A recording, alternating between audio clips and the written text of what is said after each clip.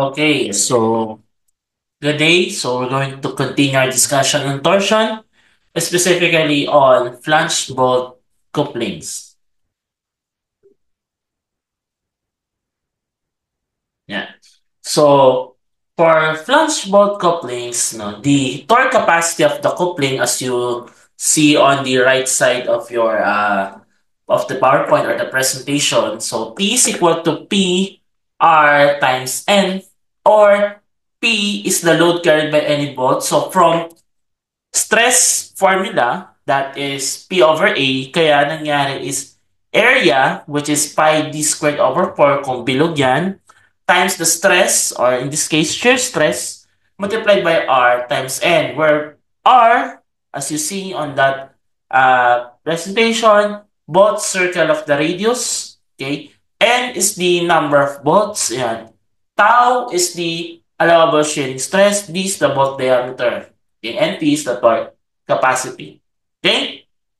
So that is for our flash bolt couplings. Okay. So we have also other formulas related to or concepts related to flash bolt couplings. Okay. So we talk about torque capacity of coupling with two concentrated bolt in a circle. So as you see in the illustration. So T is equal to P1 R1 N1 plus P2 R2 N2. So from this formula, nanggaling yan. Okay, yung torque capacity. So kung dalawa, i-add. Okay, i-add natin. Of course, in relation yan to the location of your load or what we call the orientation of your load. Just like yung kanina natin, di ba? If it is na clockwise, counterclockwise, depending upon on your analysis. Kung gusto niyo gawing positive or negative. Depende. Okay? So, initially, kung susundan natin yung illustration natin sa ating right side, okay, so, since pareha sila ng direction rightward, okay, that will cause the clockwise moment. So, positive yung torque. Okay? So, shearing strain for both is gamma 1 over R sub 1 is equal to gamma 2 R sub 2. Yung kanina yan, no? From our Hooke's law ng ating shear stress, no? Gamit yung ating tinatawag na modulus of rigidity. Ano nga itong modulus of rigidity? Modulus of rigidity, kanina na pag-uusapan natin, pero in this case, specific kong papaliwanag that modulus of rigidity is the ratio of tau over gamma. Okay? So, from Hooke's law, so since alam nga natin na yung G is tau over gamma, so since gamma sub 1 over R sub 1, so isa-substitute natin tau over gamma, kaya magiging tau sub 1 over gamma, sorry, G1 R1 is equal to tau sub 2 G2 R2. Okay? If the bolts on the two bolt circles have the same area and made the same material, so since pareha sila, P1 over R1 is equal to P2 over R2. Okay? So yun yung mga concepts natin. Okay?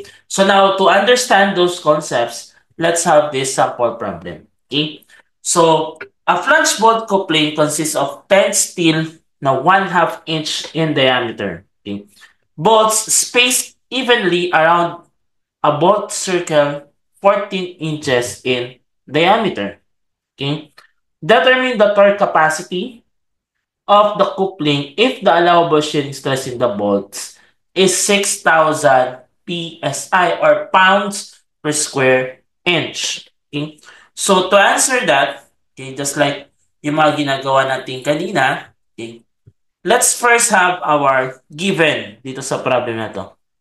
What are the given values natin sa ating problem? First, given sa atin yung diameter ng 10 no, na flange bolt couplings. Let's denote this as small letter D. Sabi natin 1/2 inch or 0.5. Okay? Ano pa?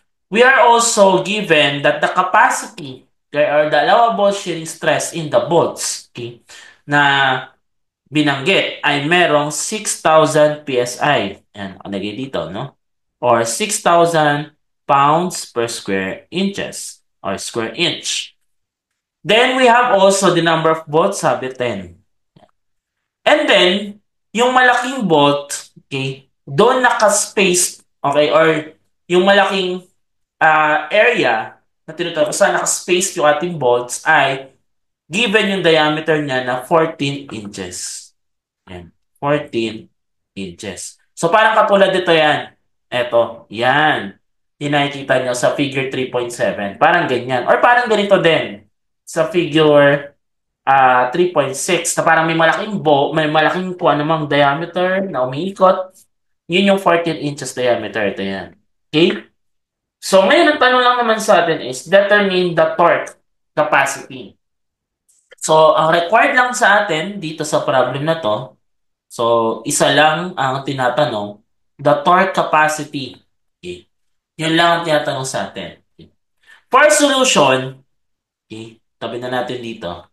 For solution, we'll just use the value or the formula torque is equal to the force or load times R times the number of volts. Radius, yung R na malaki is the radius or bolt circle radius. No, yan yung binigay ng malaking bolt. Ayan yung bolt circle. Pero in this case, binigay diameter. Or pwede rin to, since alam nga natin that P is equal to area times the shearing stress. So this will become area times the shearing stress times R times N. Ayan. No? Ayan yung ating formula. So, to solve, no, T is equal to ano area natin? So, this will become pi, okay, D squared. Okay, o paano yun? So, P times, ano yung D squared natin? 0.5 or 1/2. So, let it 0.5 squared. Take note, inch squared yan over 4. Times the shear stress, okay, na naka 6,000 PSI. So, times 6,000 times R, yung ating radius. Kung binigyan tayo ng bolt circle na 14 inches, therefore yung ating radius dito ay 7 inches times 7 times the number of volts na 10. So yung ating torque, simplifying this, is equal to 26250 pi, baka lumabas din yun sa calculator ninyo, pounds inch kasi, this is inch squared, lagyan natin unit. So this will become inch squared, eto, inch squared, eto ay pounds per square inches, then this is inch.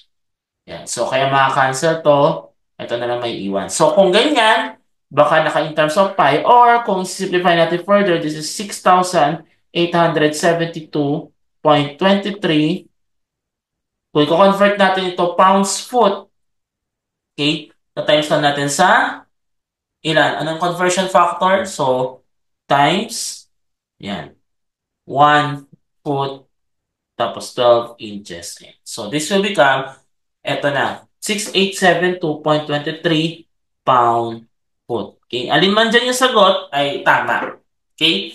So, depende na lang sa unit na required na hinahanap sa problem. Dito naman parang walang binanggit, no? Pero either of the two ay parehas na. Okay? So, that is for our basic sample problem kasi diretsong formula yan from the concept of flange bolt couplings. Okay? So, next, let's move with problem number 7. Let's have our problem number 7.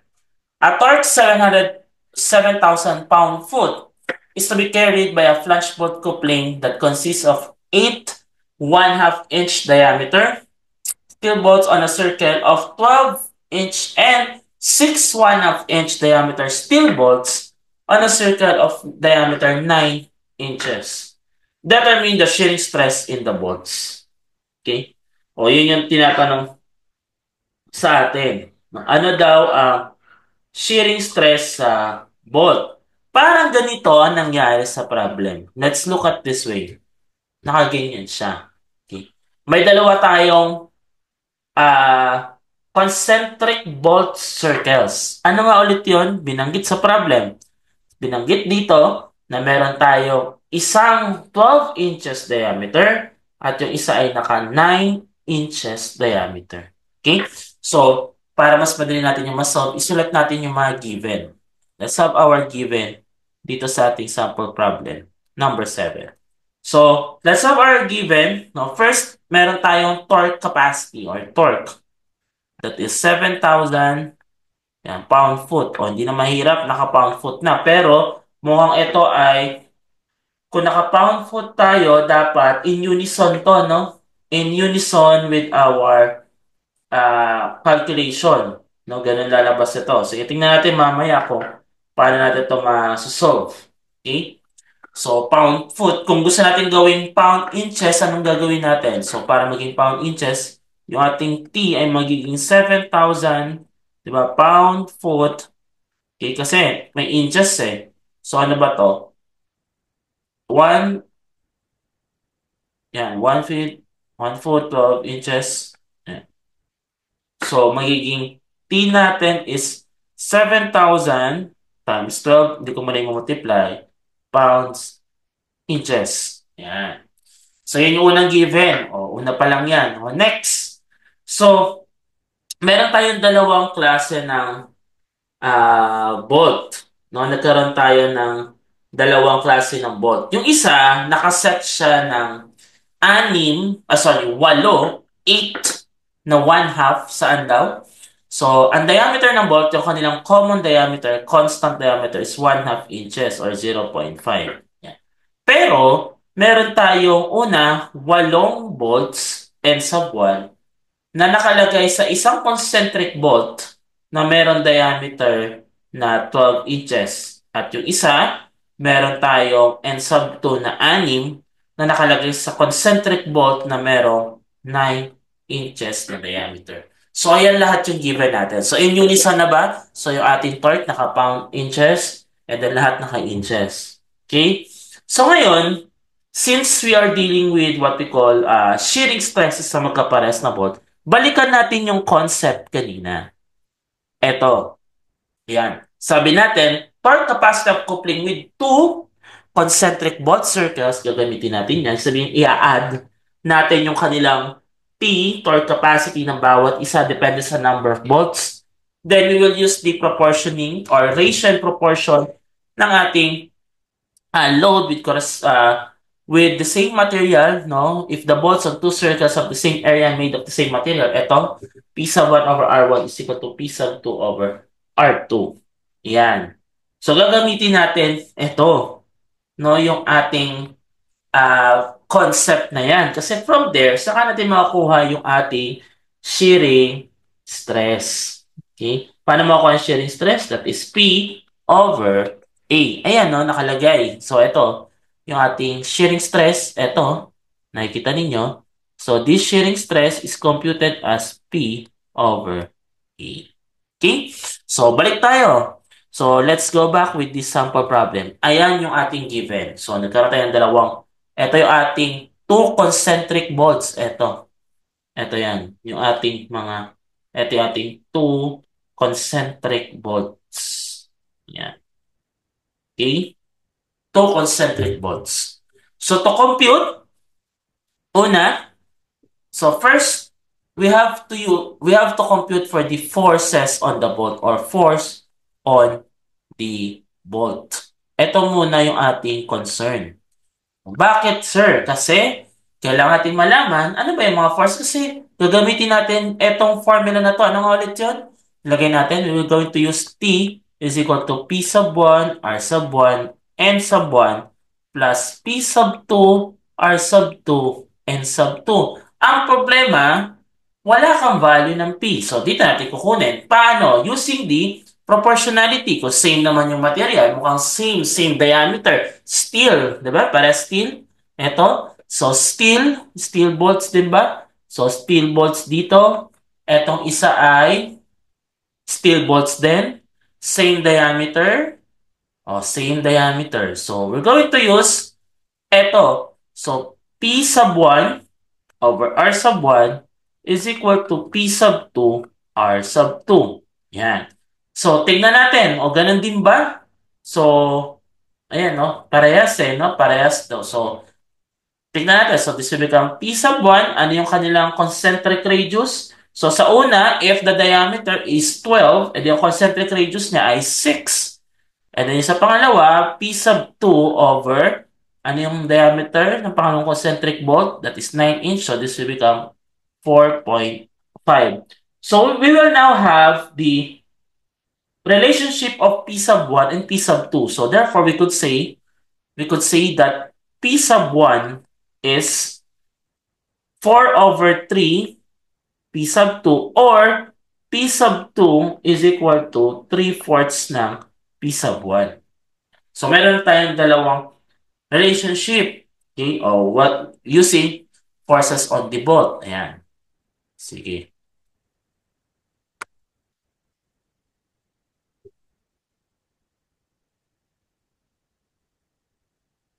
Ayan. So, now, since alam na natin yung relationship ng force on the bolt, we could actually compute for the forces.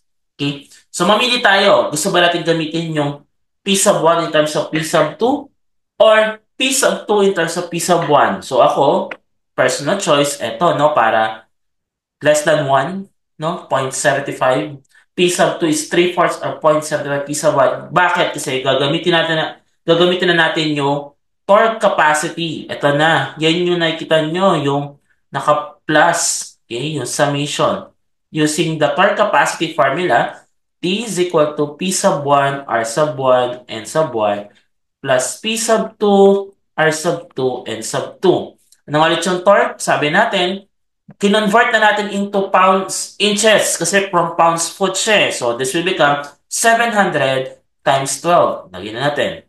So, this is 700 times 12. Take note, pound, inches yan ha. Is equal to P sub 1 times 6 inches. Okay. Ilan daw ang number of volts? Ayan, nakalagay. 8. Okay. 8 plus, anong ulit yung P sub 2.75 of P sub 1 or 3/4 ng P sub 1 times ano yung kanyang concentric radius? 4.5 times 6 volts. So in this case, pwede na natin ma-solve yung ating P sub 1. And our P sub 1 is equal to 1230.769231 pounds. Okay? Therefore, yung ating P sub 2, kung 3/4 siya ng P sub 1 times 0.75, this is 923.07692231 pounds. Ano yung ating P sub 1 and P sub 2? Therefore, dito na tayo. Sulat ulit natin. Ano yung nakapit natin P sub 1? P sub 1 is equal to 1230.769231 pounds. Ayusin natin. 231 pounds. And yung ating P sub 2 is 0.75 ng P sub 1. 923.07692231 pounds. So therefore, to compute for the shearing stresses in the bolt, anong ulit yun? Shearing stress is force over area. O, di makakumpute natin. P sub 1, that is 1230.769231 pounds over ano yung area natin? Area is pi d squared over 4. Ano ba yung diameter ng unang bolt? Or yung diameter ng bolt natin? Na still, na common sa lahat. This is 1/2 inch. Ito yon. So this will become over pi times 0.5 squared, 1/2 over 4. Take note, this is in pounds and this is in inch squared. So yung ating tau, shear stress is equal to 6267.26 pounds per square inches or square inch or PSI. Okay, this is yung ating sa unang bolt. Okay, yung ating 8. Okay, o yan yung isa. Sa pangalawa, to compute for the shear stress sa pangalawa, that is P sub 2 over area. So, tau sub 2, that is, ano yan? 923.0769231 pounds over same yung material. This is pi multiplied by 0.5 squared over 4. So, ating tau sub 2 is 4701.19 pounds per square inch. Okay? PSI. So actually, pwede nyo rin gamitin kapag na-compute nyo to times 0.75 or 3/4, no, it follows kasi same yung area, di ba? Kung mapapansin nyo, same. Okay? Kaya kahit ito makapit mo, 0.75 nun, automatic, that is the shear stress of your pangalawang set na merong 8 volts. Sorry, 6 na volts, okay? Okay, so that's for our example or sample problem number 7. Okay, ito yung ating sagot. Okay, so now let's move with the next sample problem. Ayan. On the next sample problem, we are we have this analysis. Sabi dito, a plate is fastened to a fixed member by a 420 mm diameter rivets arranged as shown in the figure. Compute the maximum minimum shearing stresses developed. Okay? So, ayan. Yan daw yung ating tanong. Okay? Actually, what we're going to do, no, is to compute it in a way na parang katulad kanina, no, gamit yung ating P, rho, and polar moment of inertia. Okay? So, let's have our solution na dito. Okay, so yeah. Ang tinatanong sa atin, balikan lang natin, maximum and minimum shearing stress. Sige. Yung dalawa ang unknown sa atin. So, let's have this illustration. Copy natin dyan sa right side. So, first things first, let's compute, okay, for the polar moment of inertia. Why?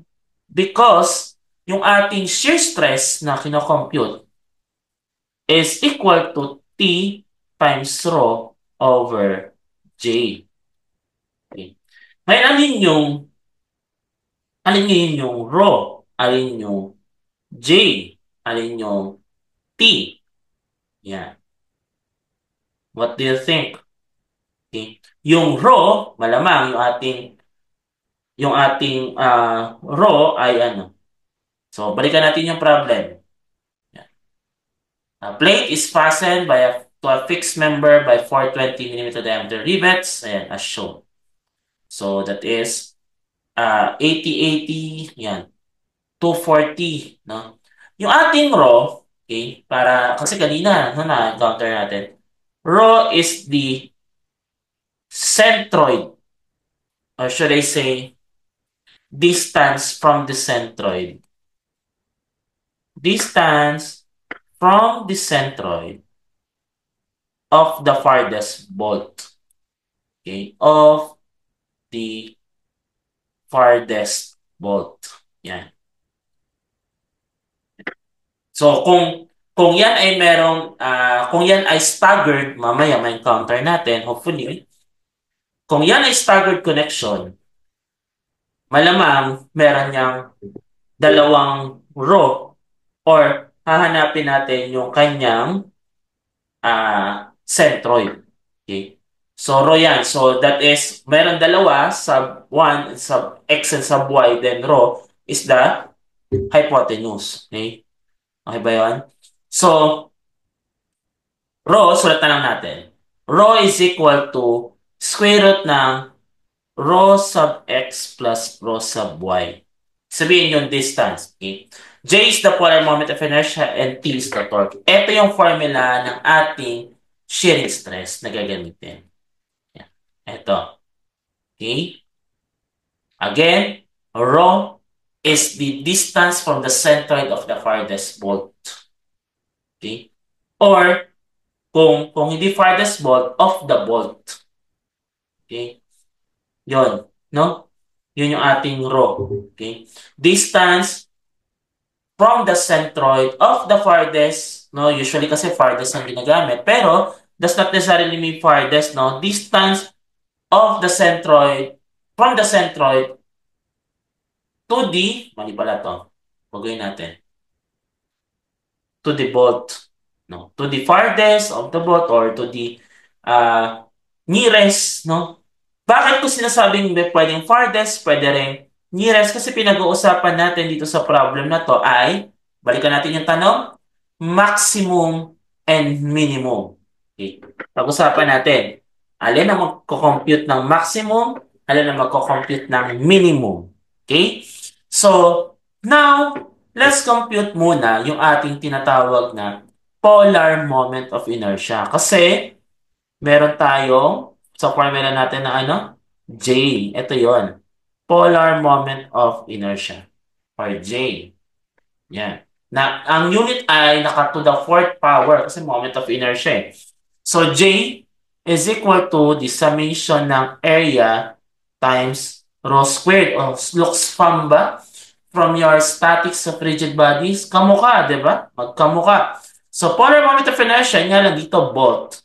That is pi over 4 area times, ano nga ulit yung diameter? Diameter of the bolt is 20 millimeter. Ayan. Palagay, 20 millimeter diameter. Rivets, okay, or bolt. So, times 20, naka-squared. At mukhang pare-pares lang naman tong 20, yung apat na yan. So, i-factor out na natin. Ano yung rho squared niya? So, rho squared is, since mukhang naka-horizontal lang to, okay, so, wala tong x, walang y element. So, square root of x lang, no? So, lalabas to, kung squared ko, yung rho squared, edi rho sub x lang, horizontal distance lang. So, this will become, ilan to? Dalawang 80 plus kalahati. No, tama ba? Na ito yung ating centroid, nandito, no? Dito banda, dito to tama. Ayan. Ito yung ating centroid. Ayan. Okay? Or center.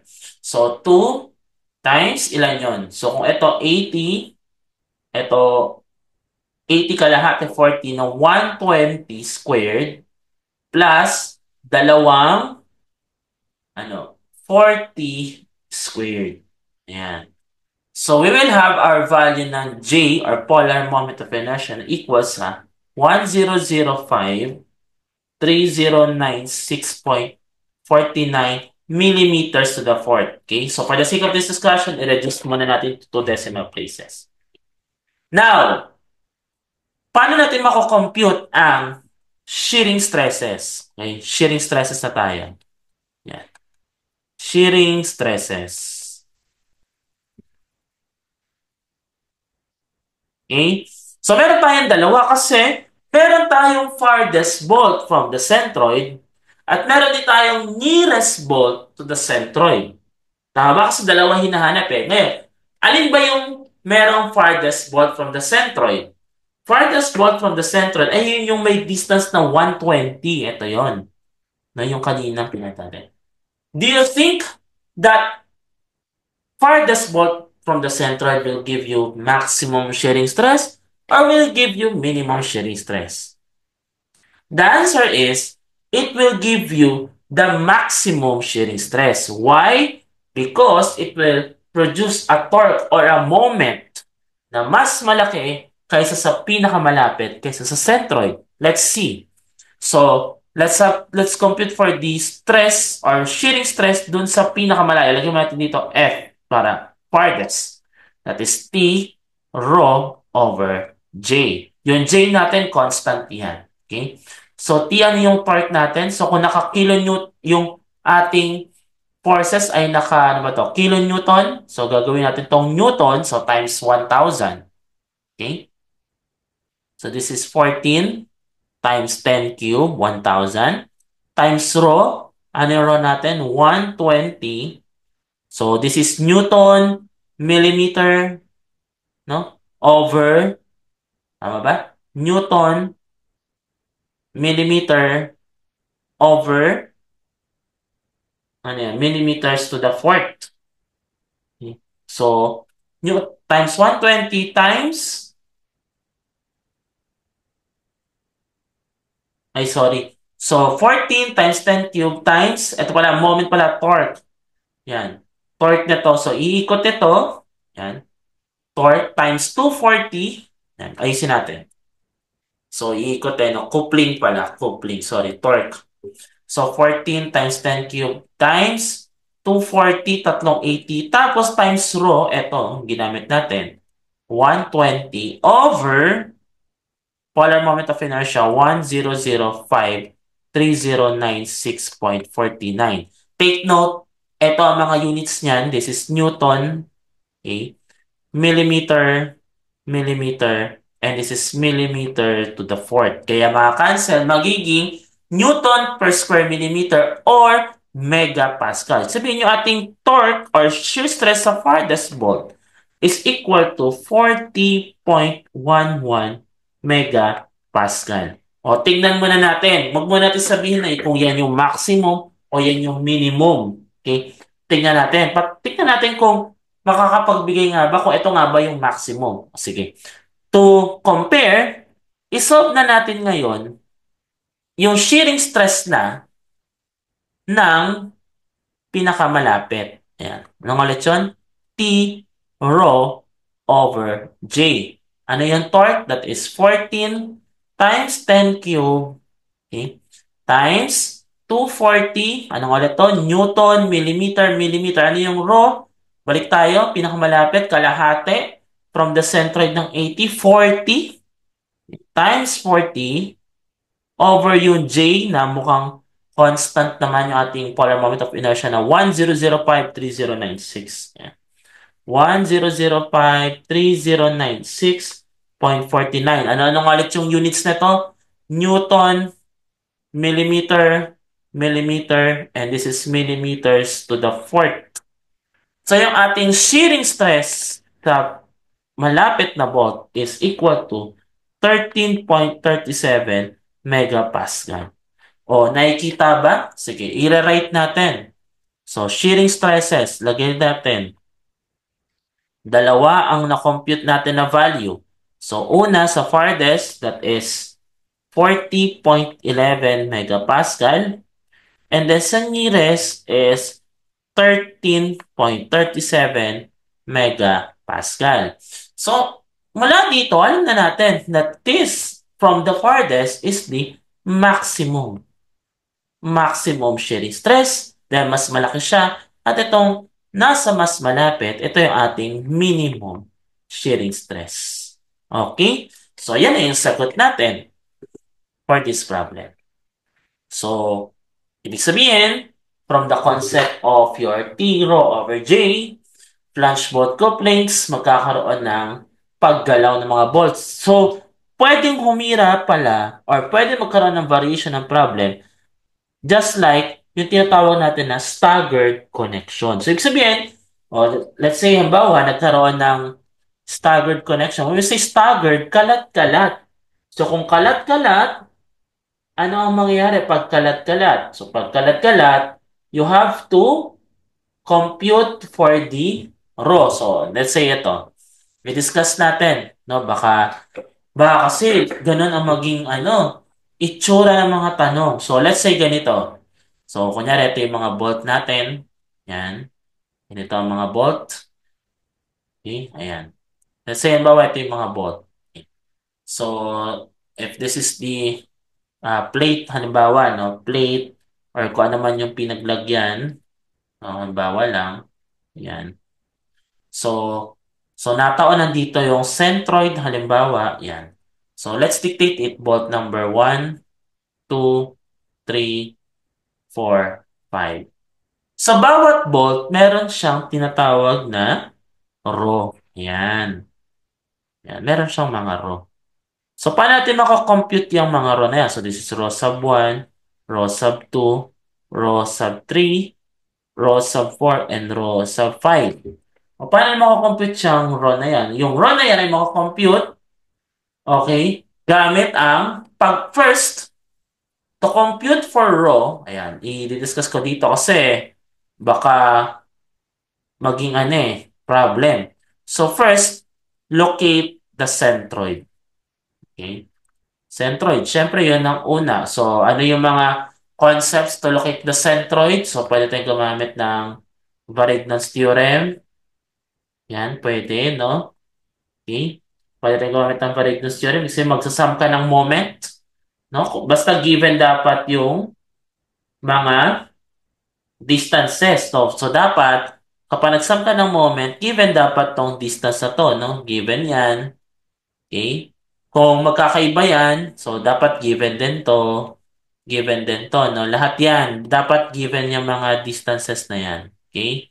So, given yan, given to, yan. Okay? Second, to compute for row. So, kung pa na-compute na natin yung row, alam mo na yung centroid. So, you have to you have to compute for the components of rho. Compute for the components of rho. Paano? So, for example, sa rho sub 1, so meron ka ditong, if this is your centroid, so meron ka ditong, let's say, ito, rho sub y, meron ka din ditong rho sub x. Halimbawa lang. So, therefore, rho sub 1 is square root ng rho sub x squared plus rho sub y squared. Yan. Ngayon, kapag na-compute na, so dito na mapasok ngayon, no? Diyan na mapasok, babalik tayo dun sa step natin ng polar moment of inertia. Okay? So yun lang. No? Kaya hindi ko na pinahaba itong discussion to kasi same lang. Ito, familiar na familiar kayo because we are stretched out computing for the centroid and centers of gravity from your statics of rigid bodies. Okay? So that's it for our flange bolt couplings. Okay? Hopefully, may tanda, balikan natin, no? For the flange bolt couplings. So, meron tayong concept na ito iikot, meron tayong concentric bolts, and we also have two concentric bolts under the flange bolt couplings.